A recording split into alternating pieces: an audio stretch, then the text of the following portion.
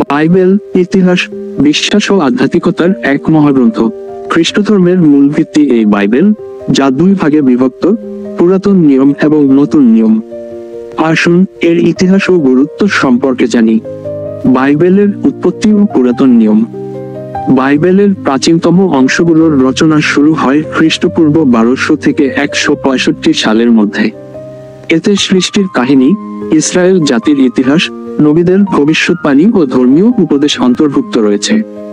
এই অংশ মূলত হিব্রু ও আরামাইক ভাষায় লেখা হয়েছিল এবং পরে এটি গ্রিক ভাষায় অনুদিত হয়, যা সেপ্টুয়াজিন্ট নামে পরিচিত। এতে রয়েছে 39টি বই। পুরাতন নিয়মে প্রধানত 4টি ভাগ রয়েছে। 1. তোরাহ 5টি আদি পুস্তক, যাত্রা পুস্তক, লেবীয় পুস্তক, গণনা পুস্তক, দ্বিতীয় বিবরণ। 2.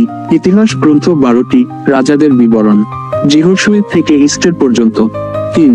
কবিতা ও জ্ঞানগর্ভ সাহিত্য 5টি, ইয়োব, গীতসংগীতা, হিতোপদেশ, উপদেশক, পরমবিদ। 5. নবীদের ভবিষ্যৎবাণী 17টি, যিশায়া থেকে মালাকি পর্যন্ত। নতুন নিয়ম ও খ্রিস্ট ধর্মের বিকাশ। নতুন নিয়ম রচিত হয় খ্রিস্টপূর্ব প্রথম শতাব্দীতে। এটি যীশু খ্রিস্টের জীবন, শিক্ষা, শিষ্যদের চিঠি ও ভবিষ্যৎবাণী নিয়ে গঠিত। নতুন নিয়ম মূলত গ্রিক ভাষায় লেখা হয়েছিল এবং এতে রয়েছে 27টি বই। নতুন নিয়মের গুরুত্বপূর্ণ অংশ 4টি। 1. গসপেল 4 তিমথি, মার্ক, লুক, জন। 2. প্রেরিতদের কার্য 1টি, প্রাথমিক খ্রিস্টান সম্প্রদায়ের ইতিহাস। 3. পৌল ও অন্যান্যদের চিঠি 21টি, পৌলের 13টি, রোমিও থেকে ফিলিমন পর্যন্ত, আর অন্যান্যদের 8টি, ইব্রিয় থেকে জিহুদা পর্যন্ত, ধর্মীয় শিক্ষা। 4. প্রকাশিত বাক্য 1টি, শেষ যুগের ভবিষ্যৎবাণী। বাইবেল সংকলন ও স্বীকৃতি।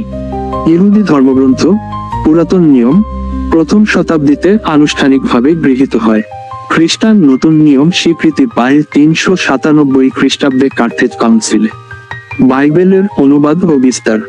4th শতাব্দীতে সেন্ট জেরোম বাইবেলকে লাতিন ভাষায় অনুবাদ করেন। 1382 সালে জন উইক্লিফ প্রথম ইংরেজি অনুবাদ করেন। বাংলা ভাষায় বাইবেল প্রথম অনুবাদ করেন ব্রিটিশ মিশনারি উইলিয়াম কেরি 1801 সালে এবং 1809 সালে সম্পূর্ণ বাংলা বাইবেল প্রকাশিত হয়।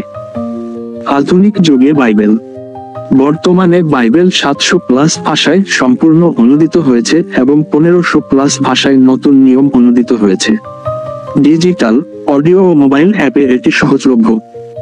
বাইবেল শুধু একটি ধর্মীয় গ্রন্থ নয়, এটি ইতিহাস, নৈতিকতা ও আধ্যাত্মিক শিক্ষার অন্যতম প্রধান উৎস। বিশ্বব্যাপী কোটি কোটি মানুষের দ্বারা অনুপ্রাণিত হয়।